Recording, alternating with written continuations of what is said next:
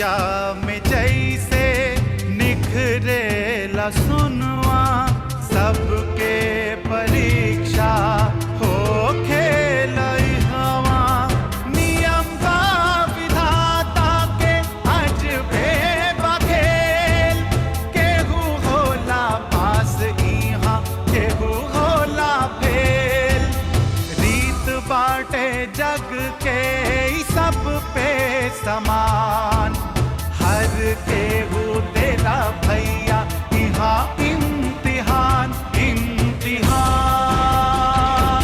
इम्तिहान इम्तिहान। अरे तो बस एक राजनीति है और राजनीति में साम दाम दंड भेद जैसा सब हथियार का उपयोग करना पड़ता है। बस तुम लोग आज अपने आप पर काबू रखो। समझ में आ गया? चल परवाह, चल बाइक स्टार्ट कर।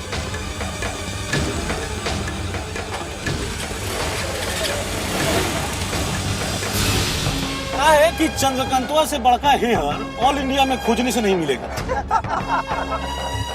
अरे गज्जन दादा को इसके बारे में मालूम है कि नहीं? ना, लगता है हम लोगों को बता देना चाहिए था। एक गज्जन दादा को पूरा बिहार चलाना है। छात्र संगठन की राजनीति तो उनके लिए मनोरंजन है। क्या है, कल उनके साथ में बैठा था। बिहार की राजनीति में बहुत बड़ा उलटफेर होने वाला है। गज्जन दादा जो है वो मुख्यमंत्री के लिए परेशान है। मणिकांत जो है वो सरकार गिराने की तैयारी कर रहा है। उसको लगता है कि वही मुख्यमंत्री बन जाएगा। वैसे ही जैसे चंद्रकांतवा को लगता है तो छात्र यूनियन का अध्यक्ष बन जाएगा। भैया हमको नहीं लगता है कि वो आएगा। आया नहीं है, लेकिन हमने चैलेंज मंजूर तो किया है ना। एक बात तुम लोग ध्यान से सुन लो, आग सांप और दुश्मन को कभी भी छोटा नहीं समझना चाहिए। और दूसरी बात कि पहले अटैक नहीं करना चाहिए। इस बार तो चंद्रकांतवा का आदत छुड़ाइए देना है। एक बार पकड़ के कस के थुथुन रगड़ देंगे ना तो साले का सारा नवाबी खत्म हो जाएगा। एक बात का तुम लोग ध्यान रखना, अगर मारने की नौबत आए तो सिर बचा के मार, ताकि पुलिस केस ना बने। बिपिनवा तो अपना उड़द चिड़ै के पंख में हल्दी लगाने लगा। भैया चेला किसके है?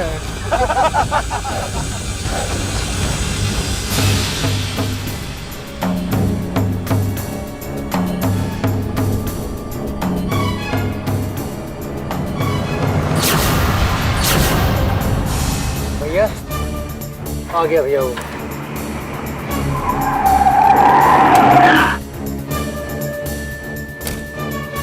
ध्यान से सुनो तुम लोग, जब तक हम नहीं बोले ना कोई आगे नहीं बढ़ेगा। तुम लोग यहीं रुको, जरूरत होगी तो इशारा करेंगे। ए भैया कम से कम एक कट्टा तो रख लीजिए।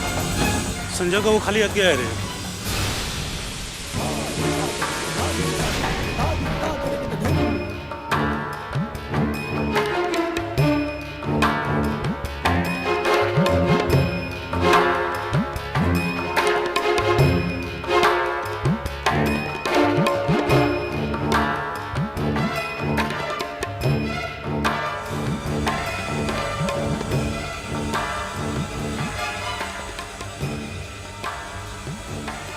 बता काहे के लिए बुलाया? कहेंगे तो भरोसा करोगे? भरोसे लायक बात होगा तो करेंगे। तुमसे दोस्ती करने खातिर।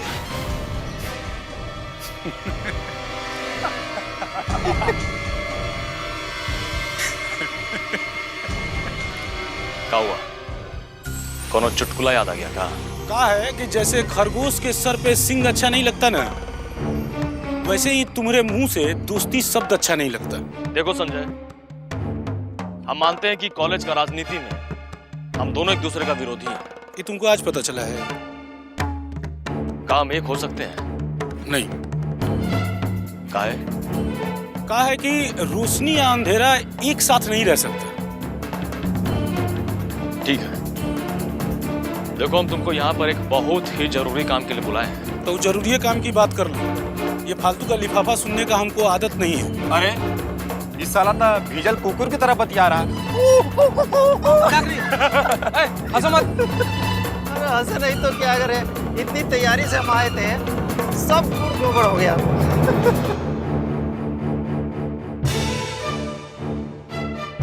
कहा है कि हम प्रिया से बहुत प्यार करते हैं, मगर वो तुमसे नहीं करती। अभी हमारा बात पूरा नहीं हुआ और इस मामले में हम किसी का भी दखल अंदाजी बर्दाश्त नहीं करेंगे। हम भी किसी के मामले में जबरन दखल नहीं देते। लेकिन तुम दे रहा है, दखल दे रहा है। कहा है कि कॉलेज का मामला है और कॉलेज की लड़के लड़कियां अपना हित अहित देखकर मुझे अध्यक्ष चुने हैं, इसीलिए दखल देना पड़ेगा। बात नहीं, ऐसा लगता है जैसे गोली चल रहा हो। भैया कैसे झुक के बात नहीं करना चाहिए था। क्या करें हम, ये बात सुन के मन में करता है अपना कपार ईटा पट्टी मारो। संजय, हमारा बात ध्यान से सुनो। ये जो तुम खेल खेल रहा है ना, वो खेल अच्छा नहीं है। अरे का अच्छा है का बुरा है कि हमको तुमसे सीखने की जरूरत नहीं है। देखो संजय, हम प्रिया से बहुत प्यार करते हैं और उसके लिए कुछ भी कर सकते हैं, मतलब कुछ भी। अरे तुमसे तो सड़क छाप कुतिया ही प्यार कर सकती है, प्रिया जैसी लड़की नहीं। चिल्लाओ मत, तुमसे ज्यादा चिल्लाना मुझे आता है।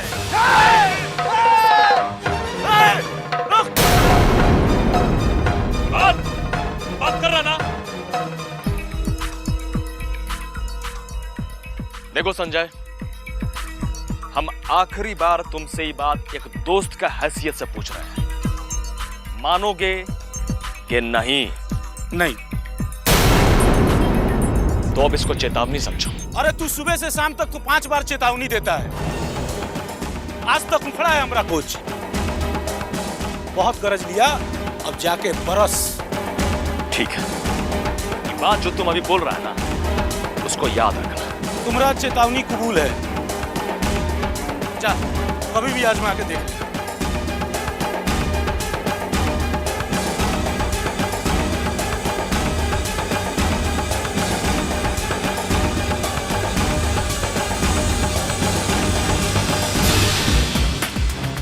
क्या कर दिए भैया? तुम लोग भी नहीं समझेगा।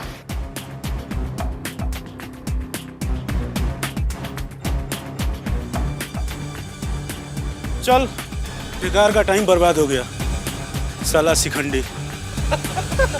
बड़ा चलिए, आखिरी बार हम उसको प्यार से समझाने के लिए बुलाए थे।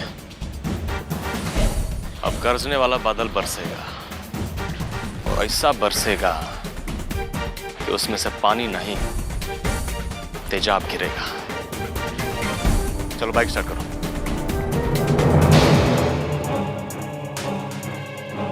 सर, संजय जी के साथ कुछ लड़के लड़की आपसे मिलना चाहते हैं। हमसे मिलना चाहते हैं? काहे? पता नहीं सर। तुमसे बार बार कहा है कि चपरासी यानी प्यून का काम होता है कॉलेज की होने वाली घटनाओं की जासूसी करना और प्रिंसिपल को बताना। कल अगर प्रेम जी ने फोन करके नहीं रोका होता तो हम कॉलेज चले आते हैं, फिर क्या होता? Sorry sir. जाओ भेजो उनको। जी सर। प्रणाम सर। आओ संजय, बैठो। अरे पूनम, कैसी हो? ठीक हूँ सर। और तुम्हारे दादाजी कैसे हैं? थोड़ी सी तबीयत खराब थी, अभी ठीक है सर। हाँ संजय, बताओ। सर, कल कॉलेज में जो कुछ भी हुआ उसके बारे में तो आपको पता ही होगा। कल तो हम कॉलेज आए ही नहीं थे और आज अभी आ रहे हैं। कल कुछ हुआ था क्या कॉलेज में? अच्छी बात, लीजिए पढ़ा जाए सर।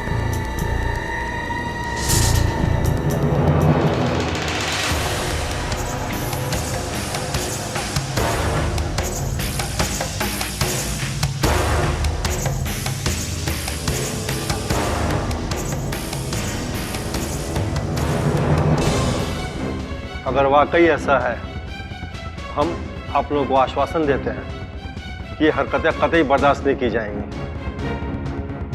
सर, क्या है कि हम चुन्नू को लेके पुलिस के पास जा सकते थे, केस भी दर्ज करा सकते थे।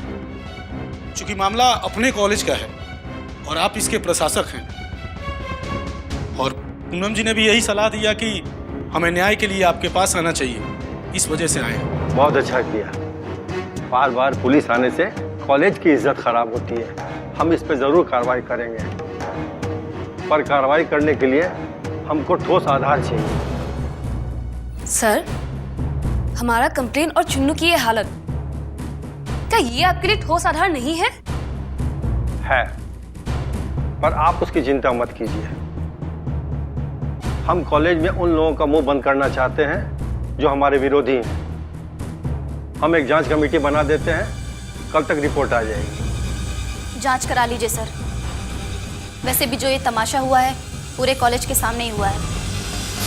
एक बात का ख्याल रखिएगा सर, पिछली बार भी गोपाल की पिटाई का मामला हमने आपके सामने रखा था और आपने हमारी बात सुनने के बजाय चंद्रकांत की बात सुनी। आपके रहते चंद्रकांत के बदले गोपाल को अरेस्ट किया गया और सारा चीज क्लियर होने के बाद आपने चंद्रकांत के खिलाफ कोई एक्शन नहीं ली। धमकी दे रहे हो? नहीं सर, हमारी भाषा ही ऐसी है और बाकी हम कहां तक जा सकते हैं और क्या कर सकते हैं ये आप अच्छी तरह जानते हैं। राम सर, चल चलो। मणिकांत जी बिहार के मुख्यमंत्री बनने वाले हैं और उनके बेटे चंद्रकांत के खिलाफ शिकायत आई है। लगता है अपनी किस्मत पलटने वाली है। पहले हमको भगवान पर विश्वास नहीं था, बाकी अब हो गया। इस बार ये काम हो जाता है तो हम अपने सारे विधायकों के साथ वैष्णो देवी चलेंगे। वो काम तो बाद में होगा, अभी जो करना है पहले वो कर ले। हम आप लोगों को अब पूरा प्लान बता रहे हैं, आयरन प्लान। हमारे पास कुल 38 विधायक हैं। 38 का है, 42 कहिए। ऐसा है कि इन 4 विधायकों पर हम भरोसा नहीं करते, इसीलिए हम 38 मानकर चल रहे हैं। मुख्यमंत्री के खिलाफ जब अविश्वास प्रस्ताव जाएगा तो हमारे 38 विधायक वोट करने जाएंगे और वो मुख्यमंत्री के खिलाफ वोट करेंगे। बस सरकार धम्म से गिर जाएगी और ये मुख्यमंत्री सेंटर की चाहे जितनी चापलूसी करता हो कुछ नहीं कर पाएगा, रास्ते से हट जाएंगे। बिहार का कलंक मिटेगा। हाँ, नाक में दम करके रखा है सबका। आगे सुनिए, और सेंटर में हम अपना आदमी लगाए हैं। अगर सेंटर मुख्यमंत्री के रूप में हमारा नॉमिनेशन करता है तो कोई बात नहीं, और अगर नहीं करता तो हमारा दूसरा प्लान लागू होगा। हमारे 38 विधायक बगावत करेंगे और हम कानूनन अपना अलग दल बनाएंगे। इसके बाद विपक्ष यानी सोल्पा के साथ हमारा गठबंधन होगा। उसके 56 विधायक हमारा समर्थन करेंगे और हमारी संख्या हो जाएगी 94। लेकिन इतने में सरकार तो नहीं बन पाएगी। अरे सदन में 20 निर्दलीय विधायक हैं, उनमें से अगर 16 हमारे साथ आके जुड़ गए तो हमारी संख्या सरकार बनाने के लिए काफी है। यहां जरूरत है आपकी। अब आप लोग इस काम में लग जाइए। लेकिन ये आसान काम तो नहीं है। बहुत आसान है। 8-10 लोगों से हम बात कर चुके हैं। एक एक विधायक को 1-1 करोड़ रुपया दिया जाएगा। 1 करोड़? 1 करोड़? हाँ, और जो हमारे बीच का विधायक या कार्यकर्ता इनको तोड़ कर लाएगा उनको 25 लाख रुपया दिया जाएगा। और जो निर्दलीय विधायक अपने आप हमारे पास आएगा और दल ज्वाइन करेगा उसको 1.5 लाख और मंत्री पद। अब आप लोगों का काम है कि इस सूचना को नमक मिर्च मिलाकर उनके पास पहुंचा दीजिए। लेकिन इतना पैसा आएगा कहां से? अरे हम देंगे कैश। लेकिन सोल्पा के जो पांडे जी हैं उन पर भरोसा करना ठीक नहीं होगा। वो 1 नंबर का कमीना आदमी है, ऐन मौके पर धोखा दे सकता है। अरे तो हम लोग कौन भगवान हैं? तू 1 नंबर का कमीना है तो हम 2 नंबर के कमीने हैं। वैसे पांडे जी से हमारी बात हुई है, अगर वो हमारे सरकार में आते हैं तो हम उनको बिहार का उप मुख्यमंत्री बना देंगे, और ये इस जन्म में उनको हम ही नसीब करवा सकते हैं। और उसके बाद अगर वो कोई मंत्रिमंडल मांगेंगे तो उनको ईमानदारी से दे दिया जाएगा। लेकिन हमारा हेल्थ विभाग मत छुड़वाइएगा। अरे हेल्थ विभाग चला गया तो दारू का विभाग दिलवा देंगे आपको। आप चिंता काहे करते हैं, रुपया के नदी में नहाइएगा। अरे भाई, लगता है स्विस बैंक में अकाउंट खुलाना पड़ेगा। आज के बैठक को यहीं विराम दिया जाए। आइए।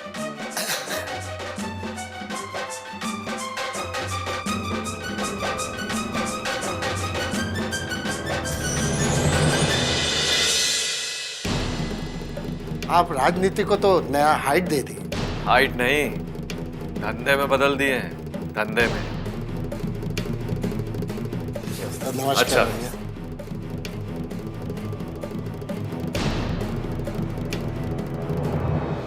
साहब, प्रिंसिपल साहब आए, बहुत देर से आपका इंतजार कर रहे हैं।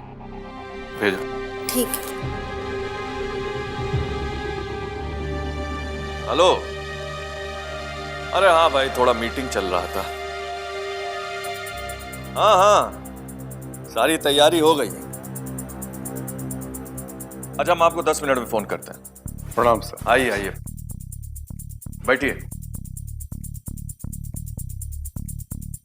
कहिए, कैसे आना हुआ?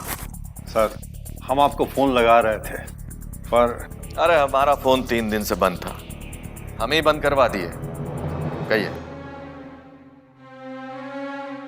कहा है? सर, हमसे नहीं कहा जाएगा, आप खुद ही पढ़ लीजिए। अच्छा